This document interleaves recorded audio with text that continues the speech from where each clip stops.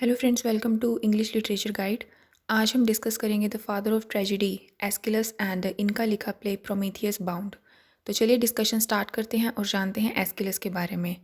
Aeschylus was born on 525 BCE in Athens and died in 456 BCE in Sicily, Italy. Aeschylus के father का नाम यूफोरियन था and इनकी family waste of Athens में रहती थी।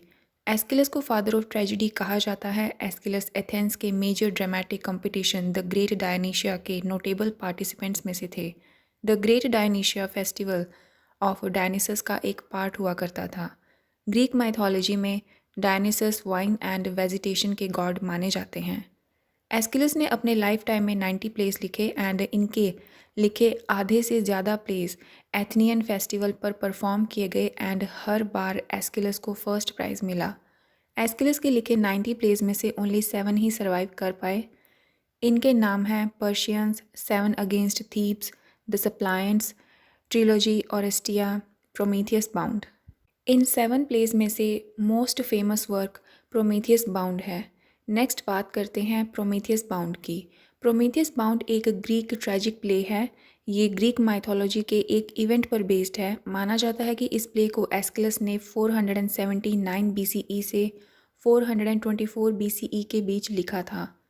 प्लॉट डिस्कस करने से पहले हम जानते हैं टाइटन्स के बारे में।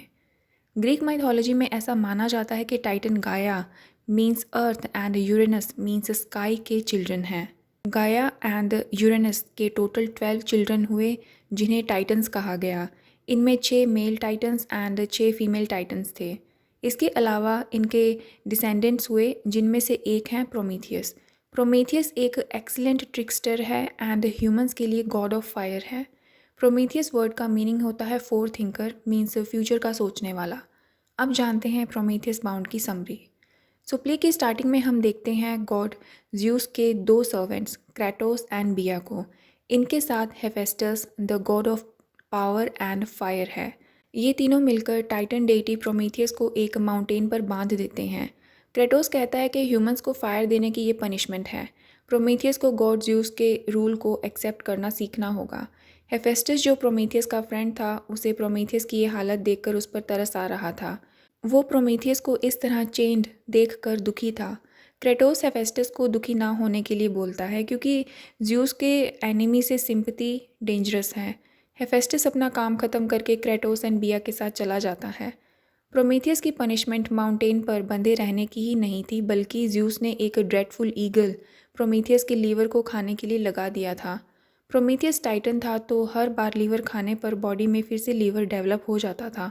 ऐसा होने पर फिर से ईगल लीवर को खाता। सो प्रोमीथियस का ये पेन एंड पनिशमेंट एटर्नल था।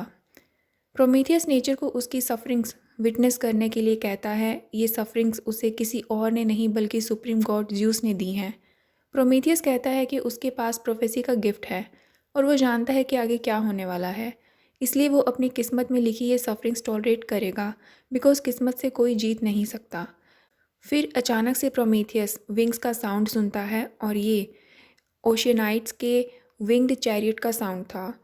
ओशियनाइट्स टाइटन्स ओशियनस एंड टीथिस की टोटल 3000 डॉटर्स को कहा जाता है। ओशियनाइडस का मीनिंग इन्यूमरेबल मीन्स असंख्य होता है। ओशियनाइडस प्रोमीथियस की सफरिंग देखकर उसके लिए सिंपैथी एक्सप्रेस करती हैं। ओशियनाइडस कहती हैं कि ज्यूस के अपने लॉज हैं जिन्हें कोई नहीं बदल सकता। इस पर प्रोमीथियस कहता है कि एक दिन ज्यूस उससे दोस्ती करने आएगा क्योंकि वो ऐसी प्रॉब्लम में फंसेगा कि दोस्ती करने के अलावा उसके पास और कोई ऑप्शन नहीं होगा। ओशियनाइडस पूछती हैं कि तुमने ऐसा क्या किया कि ऐसी पनिशमेंट मिली। प्रोमीथियस बताता है कि उसने टाइटन्स एंड ज्यूस के बीच वॉर में पहले टाइटन्स की हेल्प करनी चाहिए, बट टाइटन्स ने उसकी हेल्प एक्सेप्ट नहीं करी। वो ज्यूस के पास हेल्प का ऑफ़र लेकर गया। ज्यूस ने ये ऑफ़र एक्सेप्ट किया एंड इस हेल्प से ज्यूस की वार में जीत हुई। इस वॉर से अर्थ पर सभी स्पीसीज़ ख़त्म हो गई थी। सो ज्यूस के ऑर्डर पर सब टाइटन्स ने डिफरेंट क्रीचर्स क्रिएट किए एंड प्रोमीथियस ने मैनकाइंड को बनाया। इसी वजह से प्रोमीथियस ह्यूमंस की ग्रोथ एंड डेवलपमेंट के लिए सेंसिटिव था। बट क्रिएट तो ज्यूस के कहने पर ही किया था ना, एंड ज्यूस ने उसके साथ क्या किया। ज्यूस ह्यूमैनिटी को डिस्ट्रॉय करना चाहता है, बट वो ऐसा कभी नहीं होने देगा। ओशियनाइडस पूछती हैं कि ज्यूस ऐसा क्यों करना चाहता है, आखिर तुमने ऐसा किया क्या है। प्रोमीथियस बताता है कि उसने ह्यूमंस को फायर गिफ्ट करी है। ज़्यूस के अगेंस्ट जाकर उसने ह्यूमंस को हेफेस्टस से फायर चुराकर गिफ्ट की और इस फायर के गिफ्ट की वजह से ही ह्यूमंस फ्लरिश कर रहे हैं। ओशियनाइडस कहती हैं कि चोरी करके तो तुमने गलती करी है। प्रोमीथियस कहता है कि अब जो भी किया अपनी मर्ज़ी से किया एंड वो अपने एक्शंस से अब पीछे नहीं हटने वाला। प्रोमीथियस ओशियनाइडस को नीचे आने के लिए कहता है ताकि वो उन्हें पूरी स्टोरी सुना सके, बट ओशियनाइडस कहती हैं कि नहीं, हमें तो जाना है। बट प्रोमीथियस, तुम्हें अपनी ज़िद से पीछे हट जाना चाहिए क्योंकि ज़्यूस तुम्हारी ये गलती कभी माफ़ नहीं करेगा। अगर तुम चाहो तो हम तुम्हारी अपॉलोजी ज़्यूस तक पहुंचा सकते हैं, बट प्रोमीथियस मना कर देता है। ये सुनकर ओशियनाइडस चली जाती हैं। इसके बाद स्टेज पर एंट्री होती है आयो की। ये एक वुमन थी जिसे ज़्यूस ने काउ बना दिया था एंड कर्स दिया कि वो एमलेसली भटकती रहेगी। आयो प्रोमीथियस से पूछती है कि ये कौन सी जगह है। आयो नहीं जानती थी कि प्रोमीथियस कौन है, बट प्रोमीथियस उससे कहता है कि मैं जानता हूँ कि तुम्हारी सफरिंग कब ख़त्म होगी। प्रोमीथियस आयो को शोरलाइन मीन्स सी, रिवर और लेक के किनारे से दूर रहने के लिए कहता है और उसे वो बताता है कि तुम यूरोप एंड एशिया में भी घूमोगी और कुछ ही टाइम में तुम ह्यूमन में कन्वर्ट हो जाओगी। फिर उसके बाद तुम्हारा एक चाइल्ड होगा और उस चाइल्ड के ही आगे की जनरेशन में से कोई एक ऐसा होगा जो आगे चलकर ज़्यूस की सब पावर्स को छीन लेगा और उसको मीन्स प्रोमीथियस को फ्री करेगा। ये सुनकर आयो खुश होकर चली जाती है। इसके बाद प्रोमीथियस प्रेडिक्ट करता है कि ज़्यूस का खुद का बेटा ही ज़्यूस को ख़त्म करेगा, लेकिन ज़्यूस अगर बचना चाहे तो वो प्रोमीथियस की हेल्प से बच सकता है। जब इस प्रोफेसी का ज़्यूस को पता चलता है तो वो अपने मैसेंजर हर्मिस को प्रोमीथियस के पास भेजता है उसकी प्रोफेसी के बारे में पूरी इन्फॉर्मेशन पूछने के लिए और मैनकाइंड से फायर वापस लेने के लिए। अगर प्रोमीथियस ऐसा करेगा तो उसकी पनिशमेंट ख़त्म हो जाएगी, लेकिन प्रोमीथियस हर्मिस की कोई भी बात सुनने से मना कर देता है और उसे कुछ भी नहीं बताता। हर्मिस कहता है कि प्रोमीथियस ने बेवजह ही ये ज़िद पकड़ रखी है, उसे ये ज़िद छोड़कर ज़्यूस की बात मान लेनी चाहिए और ह्यूमंस से फायर वापस ले लेनी चाहिए। बट प्रोमीथियस बिल्कुल उसकी बात नहीं सुनता।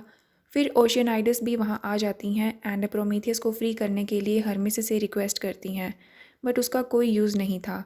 इसके बाद अर्थक्वेक आता है और थंडर की आवाज़ सुनाई देती है। ऑब्वियसली रीज़न था ज़्यूस का एंगर।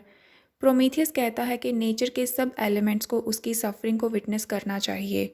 अर्थक्वेक से एक गहरी दरार बनती है एंड प्रोमीथियस इसमें गिर जाता है। ओशियनाइडस भी शायद इसी दरार में गिर जाती हैं और इसी के साथ ही प्ले ख़त्म होता है। आई होप आपको प्रोमीथियस बाउंड अच्छे से समझ आ गया होगा। सो आज के लिए इतना ही। Thank you very much for your time.